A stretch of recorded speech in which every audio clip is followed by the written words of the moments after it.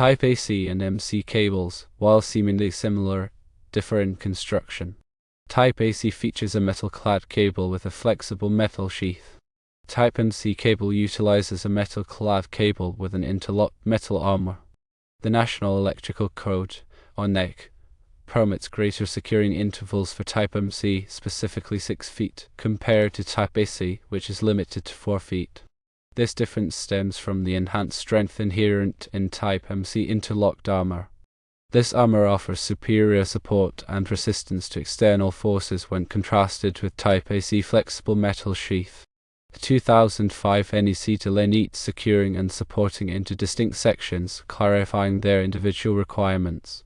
Securing involves methods to firmly hold the cable in place, preventing movement or sagging. Common securing methods include employing straps, clamps, or similar devices to affix the cable to a surface. Supporting, on the other hand, pertains to providing structural support to the cable, safeguarding it from damage caused by its own weight or external forces. Supporting often entails installing conduit, raceways, or other enclosures to protect the cable. The securing stipulation for Type AC mandates securing at intervals not exceeding 4 feet when installed on or across framing members. This signifies that Type AC must be secured every 4 feet when run along the top or bottom of joists, beams, or other structural elements. Conversely, Type MC lacks such a specific requirement in the supporting section. This implies that Type MC does not necessitate securing at specific intervals when installed on or across framing members. To reiterate, Type AC and MC cables possess differing securing requirements due to variances in their construction. Securing and supporting represent distinct requirements with differing objectives. Type AC must be secured at intervals of 4 feet when installed on or across framing members, while Type MC does not have this requirement. The NEC, specifically in Section 300.4, addresses protection against physical damage. This section requires cables and raceways to be protected from physical damage where necessary. For example, if a cable runs through an area where it is likely to be hit by equipment, it must be protected by conduit or other means. Type AC cable must be secured and supported in accordance with 330.30.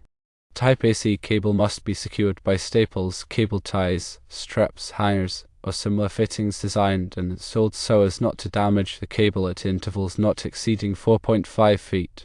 Type AC cable must be supported at intervals not exceeding 4.5 feet. Securing and supporting Type AC cable ensures that it is not subject to physical damage. Type MC cable must be secured and supported in accordance with 330.30. Type MC cable must be secured by staples, cable ties, straps, hangers, or similar fittings designed and installed so as not to damage the cable at intervals not exceeding 6 feet. Type MC cable must be supported at intervals not exceeding 6 feet. Securing and supporting Type MC cable ensures that it is not subject to physical damage. The NEC also covers the requirements for installing cables in concealed locations. For example, if a cable is installed in a wall or ceiling, it must be protected from physical damage. This can be done by installing the cable in conduit or by using a cable that is listed for concealed locations. Type AC cable is typically installed in dry locations only. Type MC cable can be installed in both dry and wet locations. Type AC cable is not permitted to be installed in hazardous locations. Type MC cable is permitted to be installed in some hazardous locations. The NEC also covers the requirements for grounding and bonding cables. Grounding is the process of connecting a cable to the earth. Bonding is the process of connecting two or more metal parts together. Grounding and bonding help to protect people from electric shock. Type AC cable must be grounded in accordance with 250.118. Type MC cable must be grounded in accordance with 250.118. The NEC also covers the requirements for ampacity of cables. Ampacity is the maximum amount of current that a cable can carry safely. The ampacity of a cable depends on the size of the conductors, the type of insulation, and the ambient temperature. Type AC cable must be installed in accordance with 310.15. Type MC cable must be installed in accordance with 310.15. When selecting a cable for a particular application, it is important to consider the following factors. Firstly, the ampacity of the cable. Secondly, the voltage rating of the cable. Thirdly, the type of insulation. Fourthly, the location where the cable will be installed. And fifthly, the type of equipment that will be connected to the cable. By considering these factors, you can select a cable that is safe and reliable. It is also important to note that the NEC is a minimum standard. Local codes may be more restrictive. Therefore, it is important to check with your local building department to determine the specific requirements for your area. In addition to the NEC, there are other standards that may apply to cable installations. These standards may be developed by organizations such as the Institute of Electrical and Electronics Engineers, or IEE, the National Electrical Manufacturers Association, or NEMA, and Underwriters Laboratories, or UL. These standards may cover topics such as cable construction, testing, and installation. It is important to be familiar with these standards if you are involved in cable installations. When installing cables, it is important to follow all of the manufacturer's instructions. The manufacturer's instructions will provide specific information on how to install the cable safely and correctly. If you are not comfortable installing cables yourself, it is best to hire a qualified electrician. A qualified electrician will have the knowledge and experience to install cables safely and in accordance with all applicable codes and standards. Remember, electrical work can be dangerous. If you are not careful, you could be seriously injured or killed. Always take the time to learn about the electrical system and follow all safety precautions. Type AC cable, also known as armored cable, is a factory assembly of insulated conductors enclosed in a flexible metallic sheath. Type MC cable, also known as metal-clad cable, is a factory assembly of one or more insulated conductors enclosed in a metallic sheath of interlocking tape, or a smooth or corrugated metallic tube. The metallic sheath of Type AC cable provides mechanical protection for the conductors. The metallic sheath of Type MC cable provides mechanical protection for the conductors and also serves as an equipment grounding conductor when installed per NEC requirements. Type AC cable is typically used for residential wiring, while Type MC cable is typically used for commercial and industrial wiring. The NEC specifies the allowable uses and restrictions for both Type AC and Type MC cables. For example, Type AC cable is not permitted to be used in wet or damp locations, while Type MC cable is permitted to be used in wet or damp locations if it is identified for such use. The NEC also specifies the minimum size of conductors that can be used in Type AC and Type MC cables. The minimum size of conductors depends on the ampacity of the circuit. The NEC also specifies the maximum number of conductors that can be installed in a single cable. The maximum number of conductors depends on the size of the conductors and the type of cable. When installing Type AC and Type MC cables, it is important to follow the NEC and the manufacturer's instructions. This will help to ensure that the installation is safe and compliant. One of the key differences between AC and MC cable lies in their grounding requirements. While both types require proper grounding, the method can differ. The metal sheath of MC cable can often serve as the equipment grounding conductor if it meets specific NEC requirements and is listed for that purpose. AC cable, however, typically relies on a separate internal grounding conductor or the use of an approved grounding locknut or bushing to ensure a proper ground connection.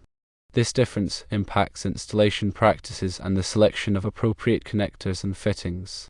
Another important consideration is the flexibility and bend radius of each cable type. AC cable, with its flexible metal sheath, generally offers greater flexibility and a tighter bend radius compared to MC cable. This can be advantageous in tight spaces or when navigating around obstacles. However, it's crucial to adhere to the manufacturer's recommended bend radius to avoid damaging the cable or compromising its integrity. MC cable, while less flexible, provides greater crush resistance and is often preferred in applications where mechanical protection is paramount. When working with either AC or MC cable, proper termination is essential. Incorrectly terminated cables can lead to loose connections, arcing, and potential fire hazards.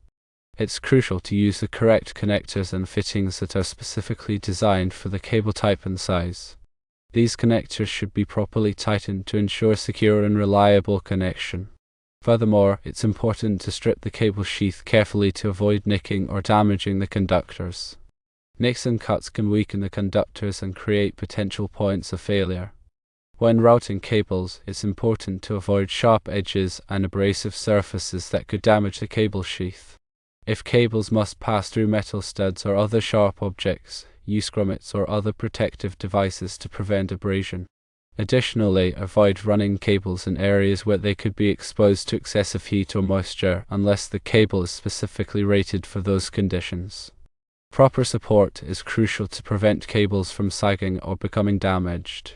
The NEC specifies the maximum intervals for securing and supporting cables as discussed earlier. Use appropriate cable ties, straps, or clamps to support the cables at the required intervals. Avoid over-tightening the supports, as this could damage the cable sheath. When pulling cables through conduits or raceways, use a cable lubricant to reduce friction and prevent damage. Avoid pulling cables with excessive force, as this could stretch or break the conductors. If the pull is too difficult, use a larger conduit or raceway, or consider using multiple smaller cables instead of one large cable. Before energizing any electrical circuit, it's essential to thoroughly inspect the wiring to ensure that it is installed correctly and that all connections are tight. Use a multimeter to verify that the voltage and current are within the expected ranges. If any problems are detected, correct them before energizing the circuit. Always follow lockout/tagout procedures to de-energize circuits before working on them. This will help to prevent accidental electrical shock. When working on electrical systems, wear appropriate personal protective equipment, or PPE, such as safety glasses, gloves, and insulated tools. Be aware of your surroundings and avoid working in wet or damp conditions. If you are not comfortable working on electrical systems, hire a qualified electrician. Remember, electrical work can be dangerous, and it's always better to be safe than sorry. In addition to the physical differences and installation considerations, it's important to understand the listing and labeling requirements for AC and MC cables. UL, or Underwriters Laboratories, is a recognized testing laboratory that evaluates and certifies electrical products. Cables that meet UL safety standards are marked with the UL listing mark. The UL listing mark indicates that the cable has been tested and found to be safe for its intended use. The cable's listing information, including its type, size, voltage rating, and other pertinent details, is typically printed on the cable sheath. This information is crucial for ensuring that the cable is used in accordance with its intended purpose and that it complies with applicable codes and standards. It's important to carefully examine the cable's listing information before installation to verify that it is suitable for the application. Using a cable that is not properly listed or labeled can create a safety hazard and may violate local codes. The National Electrical Code, or NEC, undergoes regular revisions and updates to reflect changes in technology, safety standards, and industry best practices. It's essential to stay informed about the latest NEC requirements and to ensure that all electrical installations comply with the current edition of the code. The NEC is a comprehensive document that covers a wide range of electrical topics, including wiring methods, grounding, overcurrent protection, and equipment installation. It's a valuable resource for electricians, electrical inspectors, and anyone involved in electrical work. Understanding and adhering to the NEC is crucial for ensuring the safety and reliability of electrical systems. Many jurisdictions adopt the NEC as their local electrical code, while others may modify it to suit their specific needs. It's important to check with your local building department to determine the specific electrical code requirements in your area. Local codes may be more restrictive than the NEC in some cases. In addition to the NEC, there are other standards and regulations that may apply to electrical installations. These may include state and federal regulations, as well as industry standards developed by organizations such as IEEE and NEMA. It's important to be aware of all applicable standards and regulations and to ensure that your electrical work complies with them. Continuing education is essential for electricians and other electrical professionals. The electrical industry is constantly evolving, and it's important to stay up to date on the latest technologies, codes, and best practices. There are many opportunities for continuing education, including courses offered by trade schools, community colleges, and professional organizations. Continuing education can help you to improve your skills, knowledge, and career prospects. It can also help you to stay compliant with licensing requirements and to maintain your professional certifications. When troubleshooting electrical problems, it's important to have a systematic approach.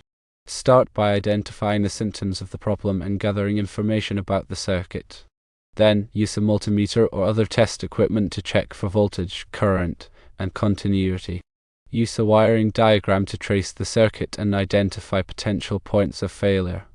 If you are not comfortable troubleshooting electrical problems, hire a qualified electrician. Remember, electrical troubleshooting can be dangerous, and it's always better to be safe than sorry. Regular maintenance is essential for ensuring the safety and reliability of electrical systems. Inspect electrical equipment regularly for signs of wear and tear, such as loose connections, frayed wires, and damaged insulation. Clean electrical equipment regularly to remove dust and dirt, which can cause overheating and malfunction.